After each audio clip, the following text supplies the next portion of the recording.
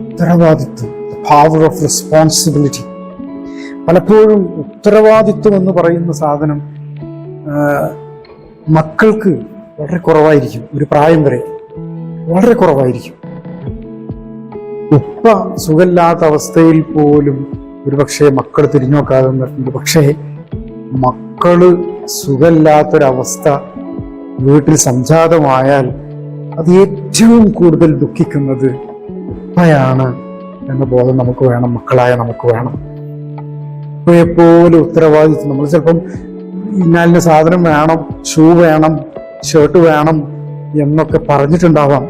അങ്ങാടി പോയി തിരിച്ചു വരുന്ന സമയത്ത് ആ ഷർട്ടോ അല്ലെങ്കിൽ ആ ഷൂവോ പാൻ്റെ കീശയിൽ ഇല്ല എങ്കിൽ, ഇപ്പൊ കൊണ്ടുവന്ന കവറിൽ ഇല്ല എങ്കിൽ നമ്മുടെ മുഖഭാവം എങ്ങനെയായിരിക്കും?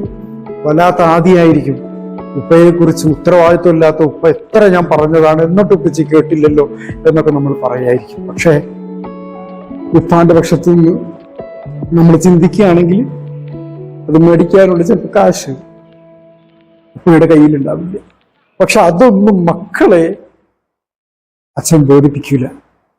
അത് നാളെ വാങ്ങാലോ, മറ്റന്നാൾ വാങ്ങാലോ എന്നും പറഞ്ഞിട്ട് തള്ളി നീക്കി അതെന്തായാലും മേടിച്ചിരിക്കും. ഞാനീയിടെ സൈക്കിളിന് വേണ്ടി കരഞ്ഞൊരു കുഞ്ഞിനെ ഓർത്തു. വാങ്ങാൻ ആഗ്രഹമുണ്ട്, പക്ഷെ അത്ര തന്നെ കാശില്ലാത്തത് കൊണ്ട് വീട്ടിലേക്ക് പോകാൻ മടിച്ചു വൈകുന്നേരം വരെ കാത്തിരിക്കുന്ന ഉപ്പ ഞാൻ കണ്ടിട്ടുണ്ട്. എന്തിനാ വൈകുന്നേരം വരെ കാത്തിരിക്കുന്നത്?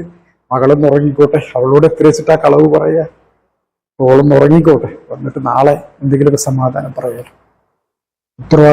ഉത്തരവാദിത്വ ബോധം, റെസ്പോൺസിബിലിറ്റി ഏറ്റവുമുള്ള ഒരു പ്രതീകമാണ് ഉപ്പ എന്ന് പറയുന്നത്.